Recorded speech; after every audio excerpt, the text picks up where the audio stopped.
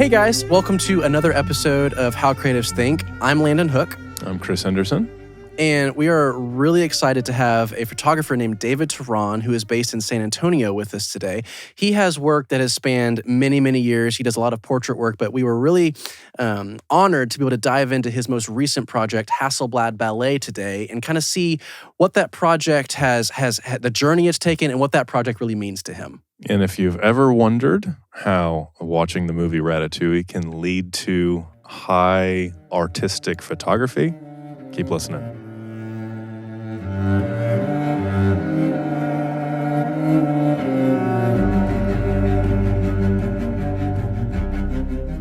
Hi, everybody. We're here with David Teran, and we are going to have an amazing conversation about his photography and his creative process and kind of how he ticks, how he thinks. And I guess the best way to start off, David, is just tell us about you, tell us about your story. How did you start doing what you do? And just help us understand who you are and your journey. Well, first off, thanks for having me, Chris and Landon. I appreciate it. I don't get asked often to be on podcasts, so this is kind of cool. I'm a photographer by trade. It's my day job. And I guess I'll just start from how I became a photographer, because it's funny. Like, I never grew up. You hear a lot of people saying, like, I took my dad's camera from when I was a kid, blah, blah. No, I never wanted to be a photographer. I wanted to be a chef. And I was like, I saw the movie Ratatouille, and I was like, that's what I want to do. I want to be a chef. And a friend of mine said, hey, David, why don't you buy a camera to take pictures of your food? So, and this was like 2007, 2008. So before the days of Instagram, before the days of, Snapchat, where you're posting whatever you eat. I don't use Snapchat. I'm just I know that maybe that's what you do. So the kids do, right? The kids, yeah. I don't know what your demographic is, but yes. Before those days, before Instagram, it was like kind of Flickr was a big deal. So I would post my pictures on Flickr, and then MySpace. MySpace was a big deal, and so I bought a camera to take pictures of my food, and I'd tell friends, hey, buy me the ingredients. I'll go to your house. I'll prepare the food. I'll clean up. I'll do like a personal chef experience, and let me get cooking experience. And long story short, I ended up meeting to this day, who's my biggest client. And he said, David, stop messing around with food. Your pictures are going to be seen around the world. Your talent is photography. And I'm like, with all due respect, you're crazy. I'm like, I'm 18 years old. I'm like, what do you mean? I have no desire to be a photographer. And he saw something in me before there was anything to be seen. And longer story short, he, within like 2 years of that conversation, he hired me to photograph his pretty big album cover of his 25-year commemorative album. And those pictures were seen in like 17 billboards in 17 countries and all over Latin America. Wow. And that kind of was like how I became a photographer. And I say that I wouldn't be a photographer if it wasn't for him. If I didn't have him as a client in my arsenal, I wouldn't be a photographer. Wow. Dang. That's pretty cool. Wow. So I never wanted to be a photographer. I never was like, I dreamed, but it just kind of like I was pushed towards it. So let's pull on one thread real quick. What is it about, Ratatouille, all-time classic movie, but what is it about the movie that led you into thinking, you know what, food, that's my thing, I'm going to do it? The way it was romanticized, like how the idea of just making food was just so, they did an incredible job of romanticizing this idea of like, it's going to be such a wonderful life. I love eating food. I have an Instagram dedicated to food that I eat. David eats good food. And it's just like, that really is like just my snapshot of like, what is it I'm eating? What is it? Whatever.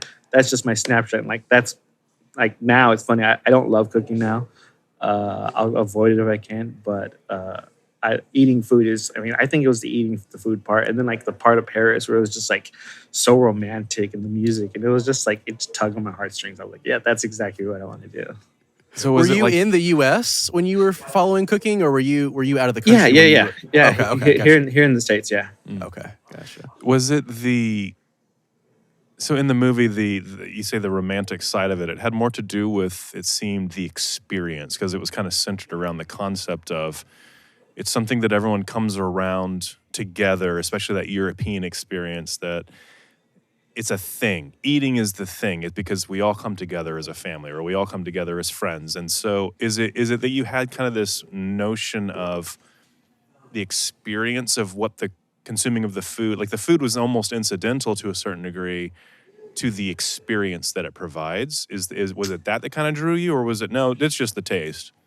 You know what? And honestly, I'm being very sincere right now. It's just hitting me. I don't know if you remember at the end of the movie. There's the scene with the critic, and he eats the ratatouille. Spoiler alert: he eats the ratatouille, and he goes instantly back to his mom in the kitchen. That's the scene I was thinking of.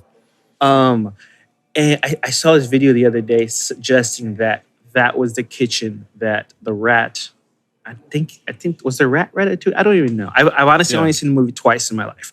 When I was 18, and then like I saw it last year.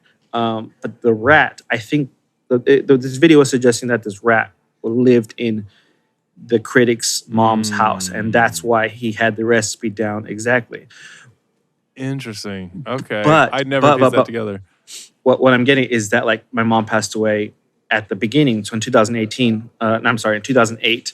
And I now, in retrospect, I have all these recipes that she wrote down for me, and like those, there's just like this really wonderful, like instantly, as soon as I taste those flavors, my mind goes back to that time and to that era, and it's just incredible. Like even though I don't make them as well as she made them, the food just like brings. I mean, it's like you said, everybody has to do it. There's a quote I love that says, one of the best things about life is that whatever you're doing, we have to regularly stop and eat, dedicate time to eating. Therefore, make the food good.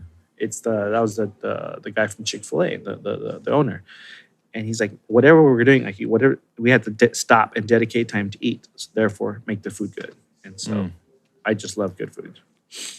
Well, there's an interesting. Go ahead, Chris. No, you go ahead. Okay, well, there's an interesting thought that it was.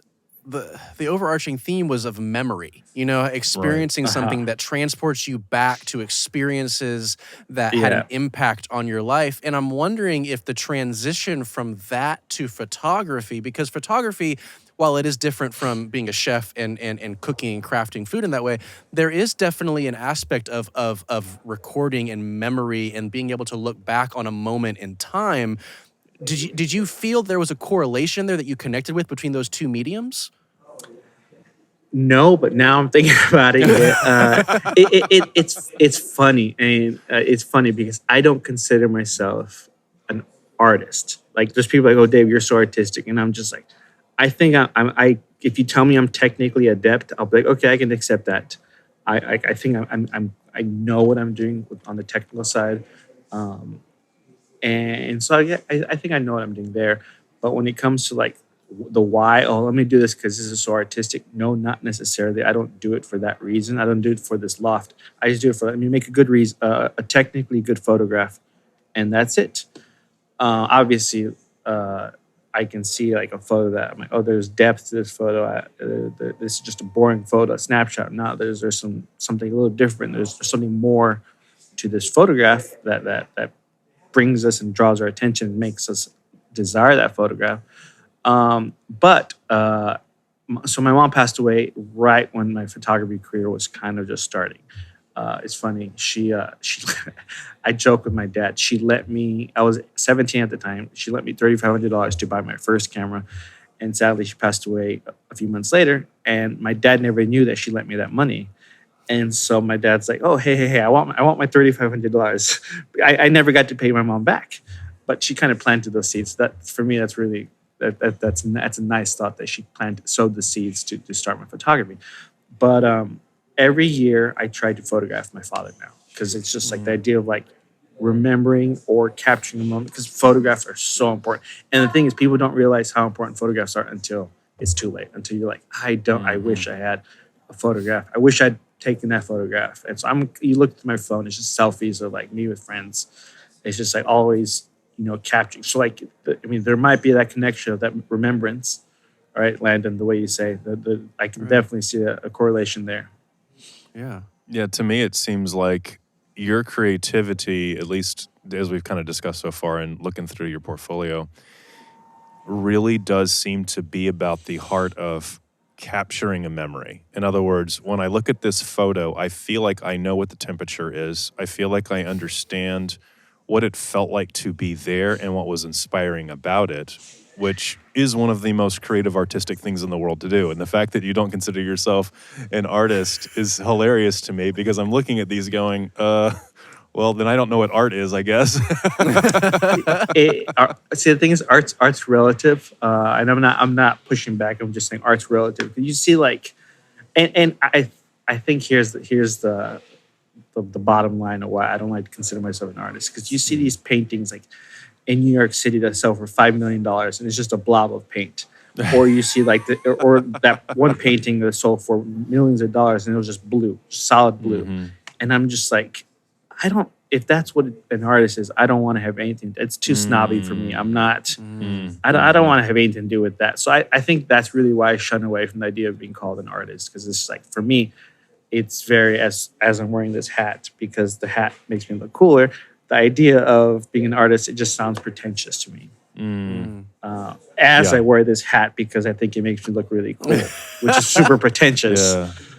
Like, the idea of being called an artist is just like pretentious and a turnoff, and I'm just like, I don't want to have that's my perception of that. Yeah, no, that's fair. That's fair. So basically, your thesis then would be, a truly creative, artistic person is the opposite of pretentious. You just down to earth and just doing what you do, and it just so happens to flow out of you. Maybe, yeah. Again, I wouldn't call myself creative though, so I don't know if that would be my thesis, but someone's thesis on me could be that. Well, it's this interesting concept because as you say, I don't consider myself creative. You put an immense amount of importance on remembrance, and an immense amount of importance on not letting moments that shouldn't just pass by. Don't let those moments pass by. Let's sit in that moment. Let's experience it. Let's remember this moment in a way that 10 years from now we won't regret not having a photograph or some type of memento from this moment. So, did you feel like, specifically with your recent project Hasselblad Ballet, that sense of remembrance and community? Did you sense that as you were documenting those ballerinas in your project, or is it simply just I think this is a cool project to undertake? Yeah. So the ballet, it's funny. People always think that I love the ballet. I have this running joke. I've fallen asleep at the ballet in 3 different continents. I don't like the ballet. I'll never turn down tickets to see the ballet, but I don't love the ballet. It was a different level of culture than I grew up in, and so it's kind of just like, it's cool. It's great to see, and I love photographing it from the wings. But like attending it, I'm not a big fan. So when one day I was in Argentina, again, long story short, I connected with the ballerina in Argentina, and I just happened to have a film camera.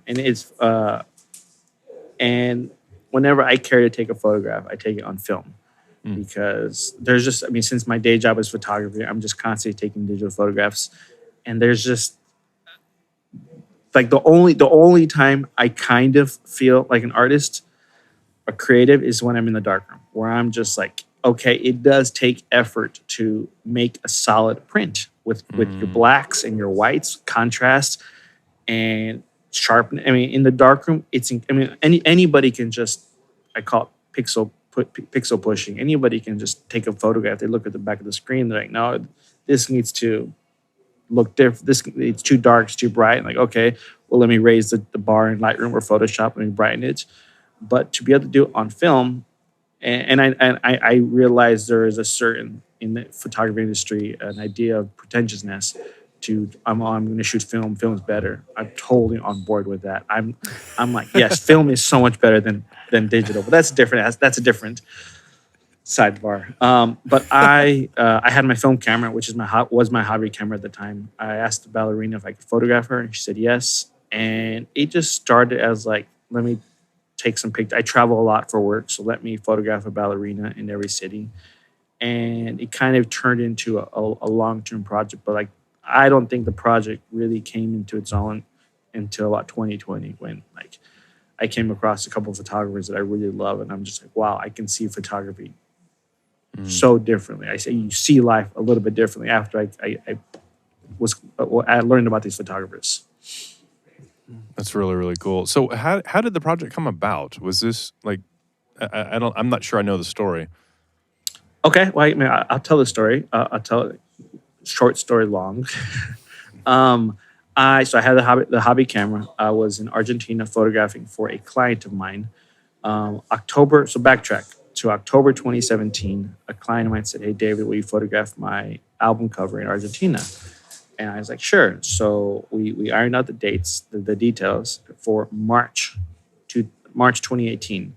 And fast forward like a week after October, after that meeting with the client, I to this day I don't know how this came across my desk, but I saw a Teen Vogue article of a ballerina from New York City traveling to Argentina, to Buenos Aires, which is where I had just booked a gig. And so like I clicked on the link because of the Buenos Aires aspect of it, not because of the ballet. And so like I'm perusing, reading the article, and I'm like, I've been there, I've eaten there, I've stayed at the same hotel. It's like a blog post. And so at the end of the post, she says this New York City ballerina who was at the time, she's writing about her experience in Argentina. She said, "This is my Argentinian friend, Marisol." And so I was like, oh, maybe I'll reach out to Marisol and do a photo shoot. That'd be kind of fun. I've never photographed a ballerina. When I got to Argentina, the only day that I was available, I was there for 2 weeks, was the only day that she was available. So it was just like providential that we were able to connect the exact same day. And I fell in love in a very non-romantic way with the whole experience. Like she was so kind. Her mother, they brought me Argentinian chocolates to the photo shoot. They took me out to eat afterwards. It was like 70 degrees. It was sunny. The streets were empty. They call Buenos Aires the Paris of Latin America, South America. So there was just all these things that combined. It just kind of, I fell in love with the whole experience. And I always say that had I photographed another ballerina, I don't think this project would have existed. But because of how everything just came together for it to be perfect. And then at the end, she's like, "Hey, you should, I see that you travel a lot. You should photograph a ballerina in every city." And it just kind of started. Like I didn't know it was going to be a long-term project. I just started as a hobby. Like I said, photographing ballerinas was my Hasselblad, 12 frames, one roll of film. And that was it. It just kind of happened. It kind of fell into my lap. I didn't seek it out. I guess is how I could say. I wanted to talk about one particular image from this series because it's my favorite image from this series, and it's the first one that you have on your website. It's of the ballerina on the road. It's kind of foggy and hazy, and there's this what looks like this really old tree kind of arching out over the road. And I remember when I've been following the Hasselblad Ballet project for a while, but when I knew we would get the opportunity to interview, I looked at all the photos on your website recently, and that image just stuck out to me as it felt different. Like I loved all the images, but that one just felt different. And like, did you feel the same way? What was the process of creating that image? Is there a story behind that image?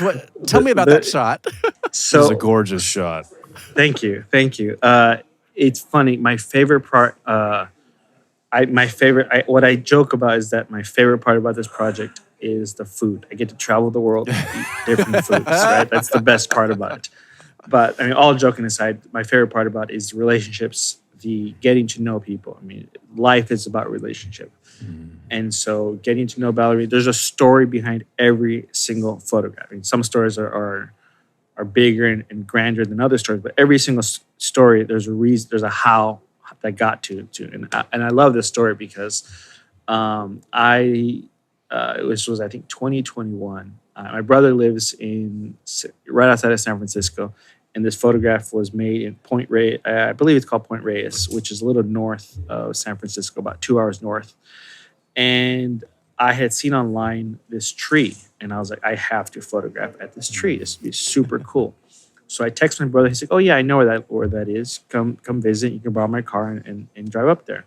So I go visit. I reach out to Ballerina, and I give her the coordinates of a location about 10 minutes away. I didn't know exactly the GPS coordinates of the tree, but I knew that the general area. And so I gave her the coordinates for, I'm sorry, it's a house where like a radio tower where they built for during World War II. And so it's this at the end of this row of trees, beautiful trees. There's like trees on either end of this area, this long roadway. I was like, let's meet here. This is a point that I can give you an address, and we'll meet here, and then we'll go find the tree. So we meet there, we do a shoot, and we forget about the tree. And by the time it's ready to leave, I'm ready to leave because it's a 2-hour trek back to San Francisco. I'm like, hey, let's see if we can look for this tree real quick, and let's take a couple of pictures. And we drive and we drive. We drove like 15 minutes, and we could just never find the tree. And it was just frustrating. I was like, I gotta go. I'm sorry. We got some good pictures. We'll call it a day. And so I drive back 2 hours to my brother's house, and I tell him about it. He's like, oh, I know exactly where the tree is. And so we hopped back into the truck and turned around and drove. And what's funny is that like literally like 100 feet, had I gone around one more bend, there's the tree. And I just gave up like 100 feet. And it's like, what? So I saw it. I took pictures with my iPhone. I got GPS coordinates of exactly where the tree is. It was this beautiful sunny day. And I'm like, man, I'm so excited for this photograph. And so I was like, I'm gonna have to book another trip. So I booked another trip a month later, reached out to another ballerina. I was like, I know where this tree is. Can we shoot here? And she's like, sure. So I pick her up like at 3 a.m. so we could do like a sunrise photo shoot at this tree. And we drive, I think at 4 o'clock. Picked her up at 4 o'clock, and we started driving towards the tree. And as we're getting farther out of the city, it was just fog. Just I couldn't see in front of me because the fog was so thick. And we get to the parking lot, and I'm just so frustrated. I'm so annoyed because I was laser focused on. I told her, pack your sunglasses, pack your favorite sunglasses. This is my vision. And it was so windy in July. It was probably like 50 degrees. It was so cold and so windy. And I was not happy. I was really ticked off because I was like, my vision was, I want this image of the sun. And she's like, look, we drove 2 hours. Let's just take one picture. And if you don't like it, well, we'll just, whatever. If you're not feeling it, we'll call it a day. We'll go back to the other place, to where the row of trees, because that was really beautiful. And I was like, all right, fine. So I set her up, and I tell her name's Sasha. I'm like, Sasha, I want you to imagine like the wind is blowing you over. You're just fighting to stand up, but do it in a way where you're delicate and you're a ballerina. You're strong, but you're still very delicate. So show these two aspects, these two facets of being a ballerina. And I take one picture, and I was like, okay, I'm not feeling this. And I think I ended up taking like 2 pictures. And on film, you don't see it until obviously you develop it. It's in the chemistry later on. So I found out later, I was like, okay, it wasn't a horrible picture. But like I had no desire to take the picture. I would say it was much more than just, me. it's not a horrible picture. It's a stunning image. Yeah. She kind of pushed me. Thank you. She pushed me to make a picture. We had a photographer friend there, and he's like, David, you're here. Just make the effort. He's like, it happens all the time. He's like, people will think it's cool because it's San Francisco. It's the fog. And I was like, I don't know how to meet her in fog. And he's like, no, you'll be fine. You'll be fine. And it came out all right. People love the photo. It's not my favorite photograph because the project started very like ballerina and then camera. Like, let me photograph a ballerina. And towards the end of the project, and how I like the project to be seen is more the opposite. Like, I'm a photographer. Let me take a picture that just happens to have a ballerina in it. Like, I have no desire to take a typical ballet photograph, or typically ballet photography is let's make the ballet shine. Like, photography comes secondary, and the ballerina is like, I'm gonna make her lines look great and whatever, and her doing this beautiful, jump split, whatever. And I approach from the opposite. I'm like, I don't care about the ballet. Let me make a cool photograph that just happens to have a ballerina in it. And I think that's what kind of makes my ballet photography a little different. I don't like to call it ballet photography. That's why it's Hasselblad Ballet. The Hasselblad comes first, the photography, and the ballet comes secondary. So another image that you have in this is the one with the waterfall, where the water is like you've clearly manipulated the stop so No. that you actually get the perfect. Like, is that a You, little dr- bit you more drug of your kind of what you're exposure talking pretty about? long for that one, I Yeah, imagine. yeah. I'm gonna guess it was 1 second exposure, 1 second or maybe Wow. 2, but it was probably a 1 second exposure. Yeah, I know it's a really amazing shot for sure. Would you say that one is a little bit more kind of like what you're trying to accomplish, where it's the technical skill and she happens to be in it?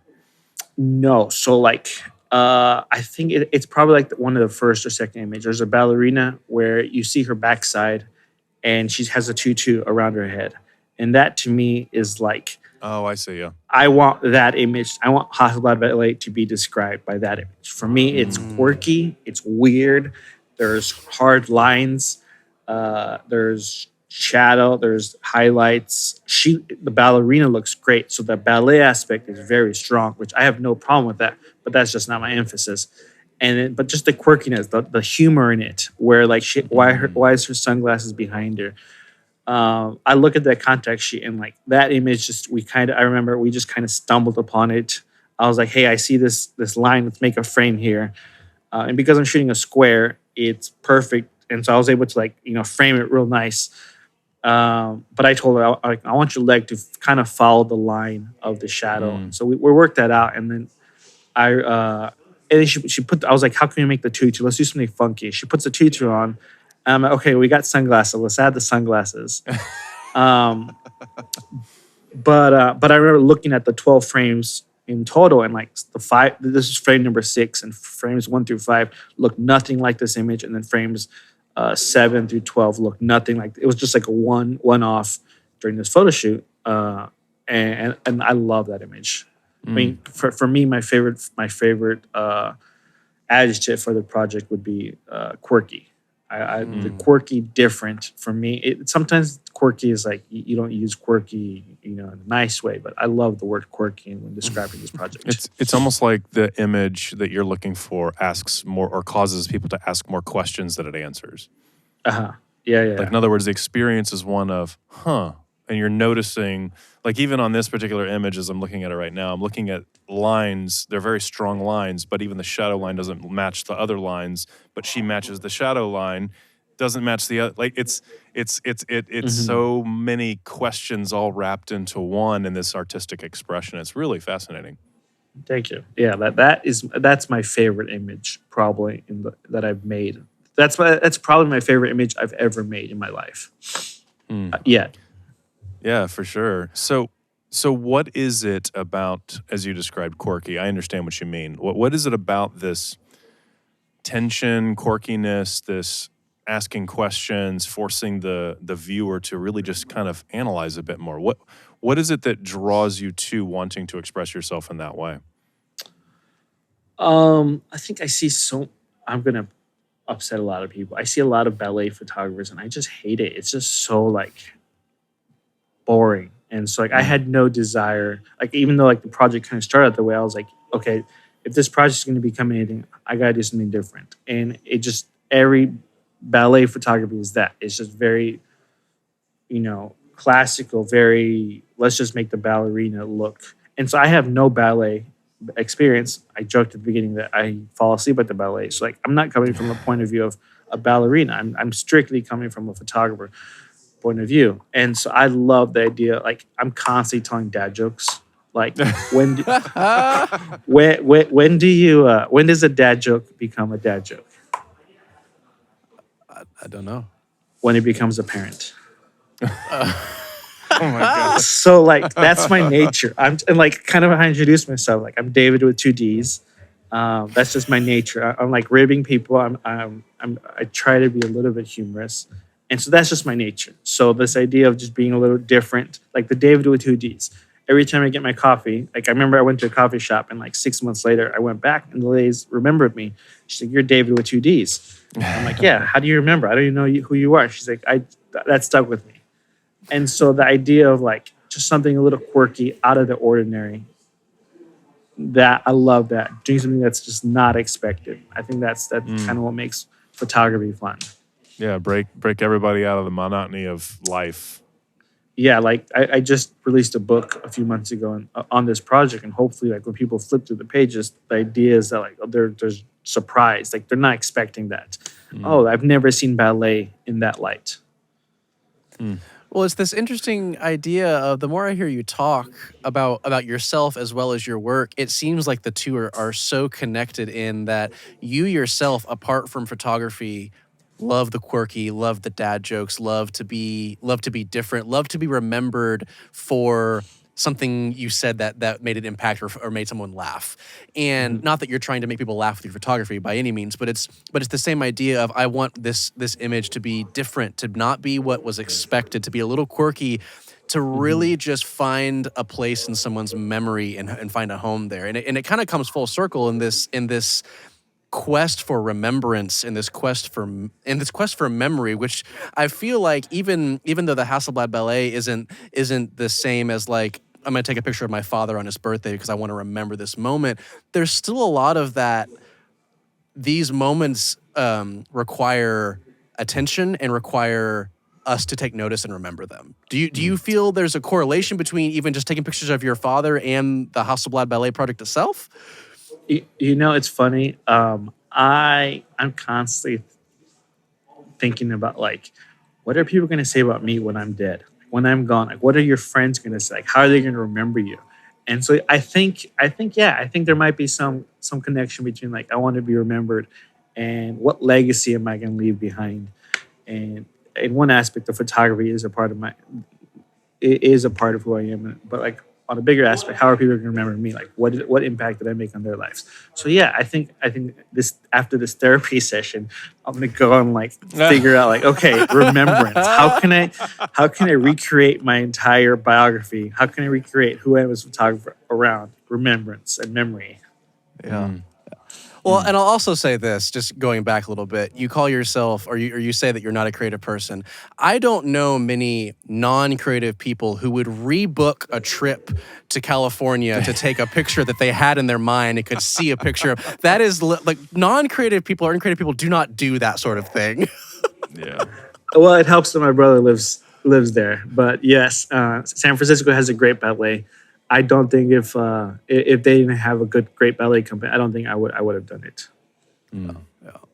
Oh, Yeah. But that tree, and I do love the image. I printed it really big, like 60 by 16. It's cool. It looks great, that big. That image caught me, I think, because I noticed that you can clearly see the wind blowing her clothing, and the tree looks like it's being hit by a hurricane force wind, but she's just standing there facing it. Like, to me, it's like you captured subconsciously something extremely profound. And that's what drew me to it. I don't know about profound, but I think it's a cool image, and I appreciate that. Like I said, I struggle with that. My photography is bigger than what it is. I mean, like, like the whole idea, and sorry to interrupt you, the idea of just like, I just want to make a great photograph, period. Like, I don't think I aspire necessarily to like, let me make this grand photograph that's bigger than what it really is. It's more of just like, let me just make a great photograph, technically solid photograph, and but I think that frees you. I think you viewing yourself like that as well as your work like that frees you to be even more creative, because you're not even thinking about how can I be so creative? How can I make my audience find a deeper meaning in my photograph? It's not that. It's I want to take a great photograph and make a great image.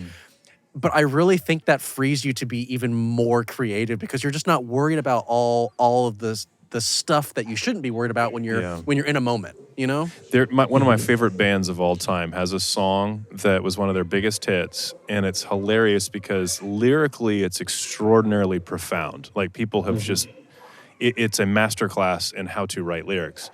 The funny thing is when you hear the story of how they wrote it, the guy wrote random things down because they were trying to get a demo out. And he later he was like, I'll just write the real lyrics later. And so it was just whatever top of the mind came out. And they could never actually redo the lyrics because he couldn't improve upon them. And he's like, I don't even know what I was talking about, to be perfectly honest with you. It was just stream of thought. But yet, what song was that? So it's a band called Toad the Wet Sprocket, and it's Walk on the Ocean. Okay. And I have to look it up. And lyrically, it's just, I mean, there are some dichotomies and stuff in it, but the story that it tells echoes essentially what we all do in the American life, go on vacation and then go right back to the real world where it's just boring and the air makes you choke. Like it's so profound, but it was from stream of thought. And again, that maybe that's what I'm trying to get at after Landon said what he said, because it kind of clicks for me. I think what I'm seeing in this massive catalog that you have here is true artistry, how I would define it, which is you're just going and just doing and seeing and it just spills out of you. And the story that it tells is really amazing. And sometimes it is highly crafted and sometimes it's not. Whereas people who run out of creativity are typically the ones that are like, man, I'm just in a writer's block. I got to come up with something, but I don't know what to do and and they never do anything. Whereas you just do and stuff comes out because it's inside of you. I don't know. That's just my take on it, and I just appreciate the work that you're doing, to be honest with you. Well, thank you. For me, like I acknowledge that, like, people always try to hire me to photograph them for Hasselblad Ballet, and I was like, no, this is not a commission project. You can't pay me, because I noticed that when there's money involved, it's just I struggle to make an image that I love. Like the images I love the most are images that nobody paid me to make. Images that are just, they came out of, my excitement for making an image, and that was it. Really, really appreciate it. We're gonna wrap it up, and I wanted to say again, thanks so much for chatting with us. This has been really, really cool. I've really loved exploring kind of your headspace. Honestly, I think the story from the Ratatouille wanting to be a cook into photography is it's one of the greatest stories of any movement into a field it's just a great story, and I love what you're doing. So I appreciate your time. Well, thank you, Chris. Thank you, Landon. Appreciate you reaching out. I really appreciate you guys having me. Yeah, thanks so much for being with us. Thanks so much.